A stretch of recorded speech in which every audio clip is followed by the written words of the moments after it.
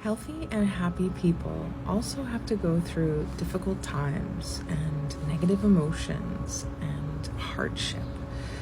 And it doesn't mean that you can't be affected by them. Being healthy and happy and stable means you can experience all the necessary emotions in stride resiliently, but that doesn't mean that you can't actually sit and feel the impact of these negative things and emotions. There's some personal matters that I haven't been forthcoming with. I mean, I haven't hidden them either, but I haven't been talking about them on my social media platforms because they're personal, because people can be cruel, and because I don't want to be pitied. And I feel like there needs to be a boundary between personal and professional, meaning like my public persona based on my work and my content. So that's one of the reasons why I have held this close to my chest. What I'm about to tell you and share with you is really just very personal, and it's a bit scary to talk about because, like I said, people can be cruel, and being that vulnerable is also hard because I don't do well feeling pitied, which most people wouldn't, right? But I'm starting to feel like I have to pretend a bit that these things aren't happening in the background, and I think maybe it could be affecting me negatively, that I'm feeling a bit guarded or having a little bit of scarcity mindset as well, which I talk about often is not healthy and not conducive to the best possible outcomes.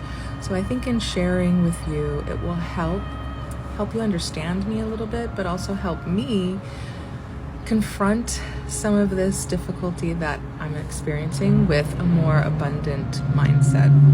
It's been a very hard year. Most of you know that family and health are my number 1 and 2 priorities, and towards that end, we've been working on building a family. Unfortunately, I've had 2 pregnancy losses this year, and we started different forms of fertility treatment, starting it with one natural, and we ended up doing IVF. And I just completed my 3rd cycle of IVF for egg retrieval, and we have had 2 failures. This just happened again yesterday, and we have had 1 success story, 1 miracle story. And we're so grateful for our 1 miracle waiting for us when we're ready to transfer it. But this whole process, this whole year has been emotionally and financially draining. And it affects us all. But it's hard to decide how much to pull back from work, because not only do I need the financial support, but I also get so much out of my work and helping other people. And I'm trying to strike that balance, but it's a delicate process.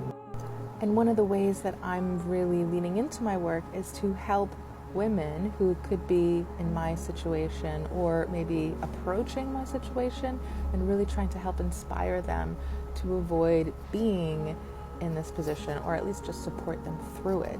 So trying to educate women about their reproductive health and fertility, and the importance of prioritizing this much sooner than you think. It's just this embedded assumption that we have control over these things.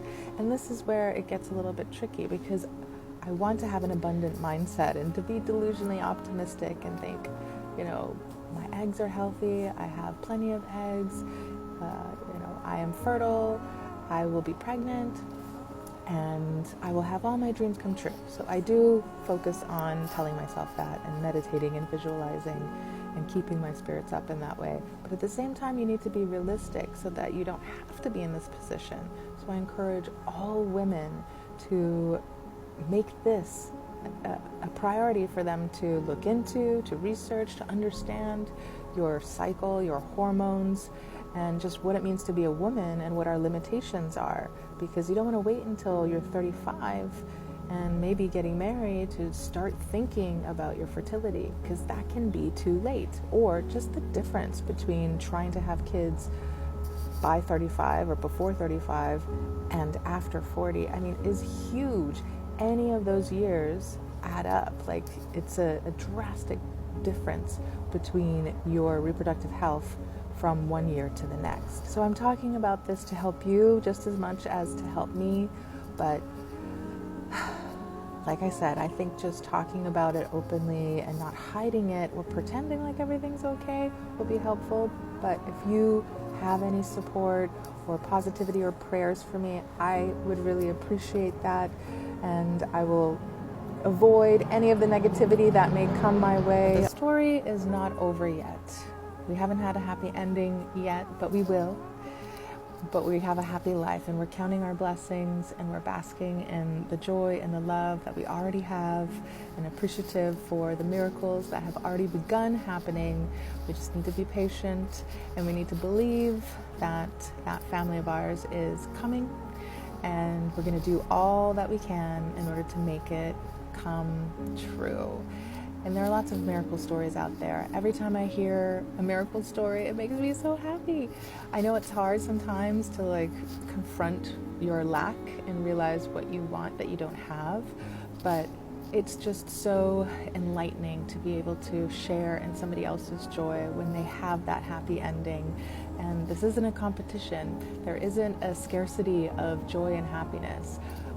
Their happiness and their success does not take away from yours. Everyone can celebrate each other's joy and happiness. So that's kind of my message to you as well, is to just remember that your happiness and your love and your joy and your happy ending is not in competition with anybody else's. So we're in this together, and we learn from each other, and we lift each other up. We're not giving up, and I hope you're not either. Just keep doing the work and keep appreciating life and each other, and it will happen. Thanks for listening.